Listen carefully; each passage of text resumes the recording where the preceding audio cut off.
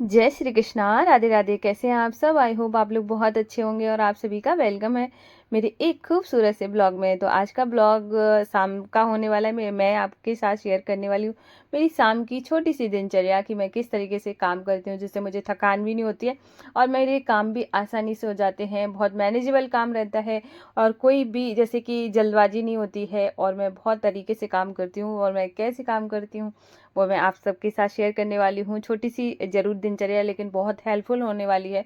और जैसे कि अब मेरा जो शाम का जो रूटीन है वो 4 बजे से स्टार्ट हो जाता है, 4 साढ़े 4, है ना। तो जैसे मान के चलो है ना, मैंने दोपहर में थोड़ा सा रेस्ट किया है और उसके बाद है ना मुझे शाम को सोना जैसे होता है ना कि आप कभी भी मैं सबको सजेस्ट करूँगी कि बहुत लोग है ना तो 5-6 बजे पर सो रहे होते हैं, तो ये बहुत गलत बात है। ठीक है, वो देवी देवताओं के आने का समय होता है। शाम की दिनचर्या ऐसी होती है जिसको आप अपनी तरह से जी सकते हो, जैसे चाहो वैसे बना सकते हो, अपने लिए टाइम निकाल सकते हो। देखो सुबह के काम ऐसे होते हैं जिसमें जो गृहिणी होती है वो टाइम नहीं निकाल पाती हैं अपने लिए। वो घर का काम इतना ज़्यादा हो जाता है, ऊपर से इतनी ज़्यादा गर्मी पड़ रही है कि इंसान ये सोचता है जल्दी जल्दी काम खत्म हो और उसके बाद है ना जैसे तैसे ना बस अपने रूम में चली जाए। ठीक है, वो वाली बात हो जाती है। और फिर वो कितना भी अगर अपने आप को पैम्पर करना भी चाहो ना तो वो होने करने का मन ही नहीं करेगा। अरे छोड़ो, क्या बात है, इतनी गर्मी वैसी हो रही है, ऐसी वाले थॉट्स आ जाते हैं। वहीं पे अगर शाम हम अपनी तरह से जीते हैं तो उस टाइम में हम कुछ भी कर सकते हैं। अब अगर हम चाहें तो अपने लिए टाइम निकाल के कुछ भी, जैसे मेरा मन है कि मैं कुछ शाम के टाइम में ना मैं थोड़ा सा मूवी वगैरह देखूं, मैं वो भी देख सकती हूँ। ठीक है, और अपने लिए मैं चाहती हूँ कि मैं अपने फेस की पैम्पर करूँ तो मैं वो भी कर सकती हूँ। ठीक है, मैं कुछ पढ़ना चाहती हूँ, मैं कुछ करना चाहती हूँ, मतलब तो वो होता है ना एक स्पेशल टाइम निकलता है शाम का। तो शाम का जो टाइम होता है बहुत ज़्यादा वो होता है कि क्या कहेंगे उसको कि मतलब खास होता है। ठीक है, तो अब मैं जैसे कि शाम को मेरा जो काम होता है, 4 बजे उठती हूँ तो मैं पूरे घर में झाड़ू लगाती हूँ। एक तो घर साफ हो जाता है, दूसरा है ना कि आप फ्रेशनेस आ जाती है। आप अपने घर में पूरे घर में झाड़ू लगा देते हैं, सारी जो चीज़ें हैं जगह पर हैं, तो वहाँ पर है ना बिल्कुल अच्छा लगता है कि देखो कितना घर साफ सुथरा लग रहा है। और वो जहाँ पर आपका घर, जैसे मान के चलो आपका घर या कमरा कोई भी है, साफ सुथरा है, सारी चीज़ें जगह पर हैं, आप यकीन मानो कि वहाँ पे आपका मन भी बहुत अच्छे से लगेगा। और आपका लगेगा तो लगेगा, साथ में जो भी वहाँ बैठेगा उसका भी लगेगा, उसको भी अच्छा लगेगा कि ये जगह बहुत अच्छी है। एक हमारी खास जगह नहीं हो जाती है कि हम कहीं पे बैठे होते हैं तो वो ये लगता है कि ये वाली बहुत जगह अच्छी लग रही है, यहाँ पे बैठना चाहिए। वहीं पे अगर कहीं ज़्यादा सामान फैला है कभी लगेगा मन कि यहाँ पे बैठ जाए। तो इसलिए अपने घर को साफ सुथरा रखो और उसके बाद अगर थोड़े थोड़े काम भी अगर साथ में करती जाओगी तो घर हमेशा साफ सुथरा रहेगा। ठीक है, और जैसे कि मेरी जो शाम की जो टाइम है, जैसे मैंने अपने पूरे घर में झाड़ू लगाई, फिर मैं थोड़ा सा तैयार हो जाती हूँ और फिर मेरी बारी आती है कि फिर माधु वासु सो रहे होते हैं तो मैं उनको जगाती हूँ, क्योंकि है ना और उनको जगाने के बाद उनको दूध देती हूँ। निष्ठू मेरे साथ ही सो रही होती है पहले, तो उसको भी, क्योंकि अभी दोपहर में दिन बड़े होते तो मैं दोपहर में सो जाती हूँ। तो यहाँ पर और क्योंकि रात में मैं आजकल वैसे भी ना इतना कम सो पा रही हूँ तो दिन में कवर करना ही पड़ेगा, नहीं तो बीमार हो जाऊंगी। तो मैंने माधु वासु को जगा के दूध दे दिया था और निष्ठू को देकर आ गई हूँ। अब बारी थी मेरे लिए कि अब मैं अपने लिए कुछ बनाऊं। तो मैं हमेशा ही, चाहे मुझे देखो कई लोग ऐसे नहीं बोलते कि अकेले के लिए क्या बनाना चाहिए या फिर कॉफ़ी जो भी मन करे। ऐसे तो कई बार कई लोगों को सुना है मैंने कि अकेले के लिए क्या बना, अकेले के लिए क्या बनाने का क्या मतलब है। चाहे कुछ भी खाने का मन हो, चाहे कुछ पीने का मन हो, अकेले के लिए ही बनाओ। ठीक है, मैं तो अपने लिए भी तो जीना सीखो। सबके लिए, आप किसी ने कह दिया कि बच्चों ने कह दिया मम्मा ये बना दो, पति ने कह दिया कि ये बना दो, सास ससुर कह रहे ये बना दो, तो तुम कब बनाओगी अपने लिए? तुम अपने लिए भी तो कुछ बनाओ, तुम अपने लिए भी तो कुछ स्पेशल फील कराओ अपने लिए कि मैं भी कुछ हूँ, मैं कुछ चाहती हूँ। तो मैं तो चाहे कंपनी मिले या ना मिले, मेरा कुछ खाने का मन है तो मैं खाऊंगी, वही बनाऊंगी, और मेरा कुछ पीने का मन है तो मैं वो पीऊंगी भी। तो मैं तो अकेले अपनी वो होता है ना यार, मुझे अपनी कंपनी बहुत पसंद है तो मैं तो अब अकेले बहुत इंजॉय कर लेती हूँ, मुझे ज़रूरत नहीं है भीड़ भाड़ की। मेरी एक आदत है, मैं बहुत भीड़ के साथ भी बहुत इंजॉय कर लेती हूँ, मैं अकेले भी इंजॉय कर लेती हूँ। मुझे है ना ऐसे ऐसे नहीं फील होगा कि अरे कोई है नहीं तो अभी मैं कुछ खाऊं नहीं पीऊंगी नहीं। तो मैं सब कुछ करती हूँ और हर इंसान को करना चाहिए। देखो क्या होता है कि जब मान के चलो है ना कि आप अगर अपने लिए नहीं भी करोगे, ठीक है, एक चीज़ बताती हूँ कि आपको एक मतलब अच्छी बात बताती हूँ। जैसे सपोज करो बहुत लोग बोलते हैं चाय बहुत नुकसान करती है, वहीं पर है ना आप पूरा दिन काम करने के बाद है ना शाम के टाइम फ्री होके एक कप चाय पीते हैं तो वो चाय कभी नुकसान नहीं करने वाली, क्योंकि है ना वो पता है ना हैप्पी हॉर्मोन्स रिलीज करेगी, जिससे आपको है ना रिलीफ मिलेगा और आपको अच्छा लगेगा। देखो एक्सेस में कोई चीज़ें करना वो नुकसान करती हैं, लेकिन वहीं पे अपने लिए कुछ करना है ना, वहाँ पे वो बहुत सुकून देता है, आपको खुशी देगा और वो उससे कोई बीमारी नहीं लगती है। बीमारियाँ ज़्यादा से ज़्यादा ना खाने पीने से ज़्यादा स्ट्रेस लेने से बनती हैं। तो थोड़ा बहुत अपने लिए टाइम निकालो, अच्छे से तैयार हो, शाम के टाइम में तैयार हो जाने के बाद अपने लिए कुछ बनाओ, है ना।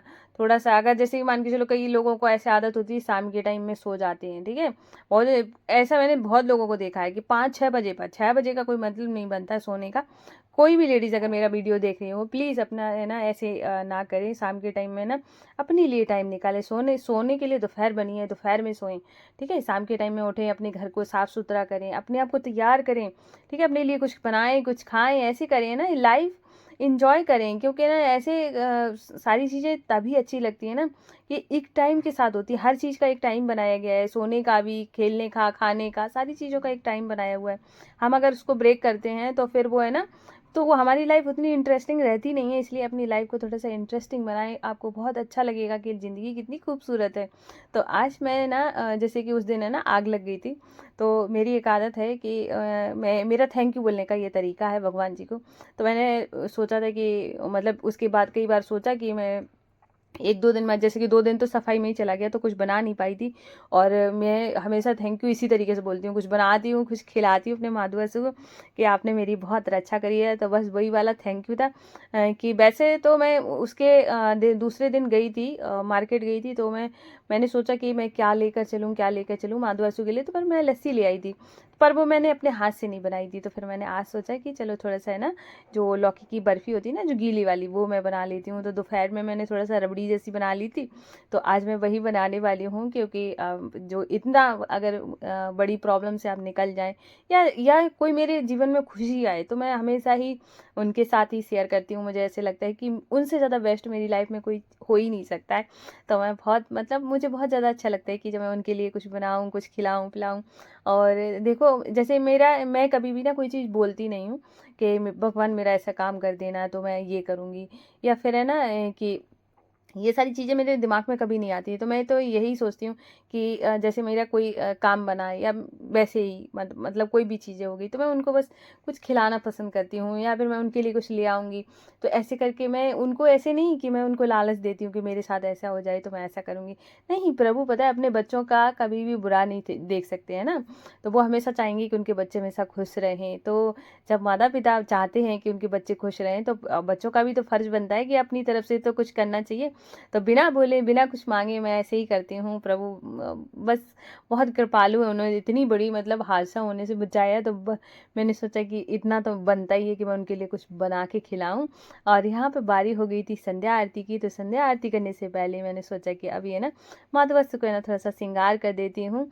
और आज मैंने ना किसी भी मतलब किसी के कमेंट को नहीं ले पाई हूँ, क्योंकि आज जो ना थोड़ा सा लेट हो गया था। आज मैं जो ये वाला जो ब्लॉग आज आप देख रहे हो, ये मैं सुबह ही वॉइस ओवर दे रही हूँ। तो इसकी वजह से ना बहुत लेट हो गया, वीडियो का टाइम हो रहा है डलने का। तो इसकी वजह से मैंने किसी के भी कमेंट का आंसर नहीं करे हैं, और मैं कल वाले ब्लॉग में करूँगी।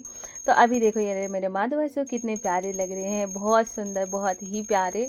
और देखो क्या है ना, मेरी ज़िंदगी में कितनी रौनक है। मैं अगर ये कहूँ कि ना कि मेरे घर में दिया बाती हो रही है, मेरे माधु अशु विराजमान है, और लड्डू भी हैं अभी तो, है ना। तो वो विराजमान है, कितनी खूबसूरत दिन है। मतलब वहाँ जहाँ पूजा पाठ होती है, जहाँ कहते नहीं देवी देवताओं का वास हो जाता है, वहाँ पे नकारात्मकता चली जाती है, वहाँ पे ना पॉजिटिविटी आती है। लोगों के नज़रिया बदल जाता है जीने का कि कैसे जिया जाए। तो बहुत खूबसूरत है। अगर आपने अपने जीवन में ना भगवान जी को लाए हैं और प्रभु की सेवा करें हैं, सुबह शाम पूजा पाठ करें हैं, दरवाजे पे दिया जल रहा है, सामने भगवान की कृपा से केले का पेड़ भी है, और कितना खूबसूरत लगता है। मतलब आंखों को तो अच्छा लगता ही लगता है, मन को बहुत सुकून देता है, और जो लोग देखते हैं उनको भी सुकून देता है। तो ये चीज़ें जीवन में होना बहुत ज़्यादा ज़रूरी है। एक तो आप गलत चीज़ों से दूर रहते हैं, एक है ना आपके घर आप जो कर रहे होते हैं, आपके जो बच्चे देख रहे होते हैं, वही वो सीख रहे होते हैं।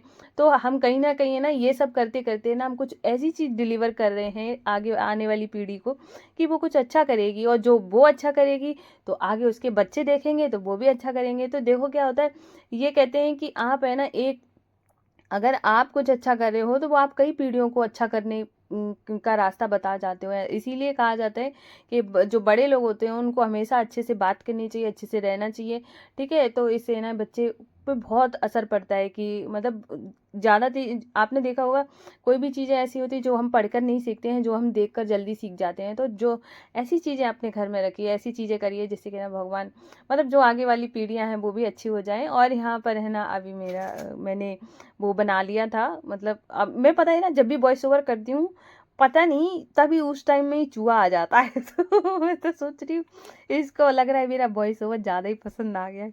और कल तो मैंने बीच में ही उसको है ना वो एकदम पास आने वाला था, मैंने उसके पास है ना एकदम है ना मेरे पास कुछ रखा हुआ था, मैंने फेंक के और मैंने फेंका उसकी तरह तो वो भाग गया।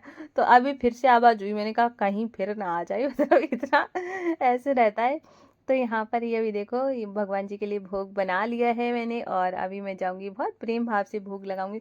इसके बाद फिर मैंने रोटियां बनाई थी, ऐसे ही मैं काम करती हूँ जैसे मतलब पूजा पाठ कर रही हूँ तो आधी जैसे देखा आपने आधी चीज़ें मैंने पहले कर ली, ठीक है। जैसे कि प्रिपरेशन वगैरह है ना, फिर उसके बाद है ना फिर मैंने भोग बनाया। अभी फिर मैंने फिर खाना बनाया, ठीक है। खाना बनाने के बाद है ना सबको खिलाने के बाद फिर मैं निष्ठू को पढ़ाती हूँ, तो अभी पढ़ाने का टाइम हो गया था। तो देखो क्या होता है सब चीज़ें जो होता है ना हाउस वाइफ को मल्टी टास्किंग बोला जाता है कि मतलब हर चीज़ मैनेज करना उसको अच्छे से आता है, चाहे घर परिवार बच्चे है ना बाहर की चीज़ें। अगर आपके मतलब आप बाहर की भी चीज़ें मैनेज कर रहे हो तो सारी चीज़ें आती हैं ना। तो वैसे ही करके है ना अभी मतलब हम करते हैं और अब हमारा घर मतलब जन्नत से कम नहीं होता है। उसके बाद है ना फिर हमने यहाँ पर आके ना अपने माधुवसु को सुलाने का टाइम हो गया था, तो बस प्रेम भाव से मैंने अपने माधुवसु को सुला रही हूँ। तो निष्ठू यहाँ पे देख रही है और मेरी एक आदत है जैसे माधुवसु को सुलाने उलाने के बाद शाम के टाइम रात के टाइम में मैं मतलब नहा जरूर लेती हूँ। मुझे इतना ज़्यादा गर्मी लगने लगती है कि क्या बताएं, वैसे भी सबको ही लग रही होगी इतनी ज़्यादा जो गर्मी पड़ रही है। और उसके बाद है ना यहाँ पर जो बर्तन थे क्योंकि है ना निष्ठू को पढ़ाने के बाद फिर मैं बाद में ही बर्तन धोती हूँ, क्योंकि उस टाइम में ना फिर वो ना उसको आलस आने लगे, नींद आने लगे ऐसा कुछ। लेकिन कितना भी उसको आलस आए नींद आए लेकिन मेरे बिना नहीं सोती है, मतलब उनको ऐसी आदत पड़ गई है। और तो जब तक मैं वहाँ जाके लेटूंगी नहीं तब तक मुझे चाहे जितनी लेट हो जाए उतना ही टाइम उसको सोना होता है। तो यहाँ पे सारे बर्तन मैंने धुल दिए हैं। और देखो क्या ना रात को पूरा किचन साफ करके सोती हूँ है ना, बर्तन वगैरह सब अच्छे से साफ होते हैं। घर मेरा कहीं पे कहीं फैला नहीं होता, ऐसा नहीं है कि मैं सुबह जाके एकदम काम में लग जाऊँ है ना, ऐसा नहीं करना पड़ता है, आराम से मैं सोती हूँ। और यहाँ पे जो भी पूजा के बर्तन होते हैं उनको भी मैं धुल के, और जब भी आप धुले ना, कई मेरी सखी का कमेंट था कि बर्तन कैसे धोती हो, धुलने के बाद जैसे पीताम्बरी से धुला उसके बाद आप पोंछ के रखिए।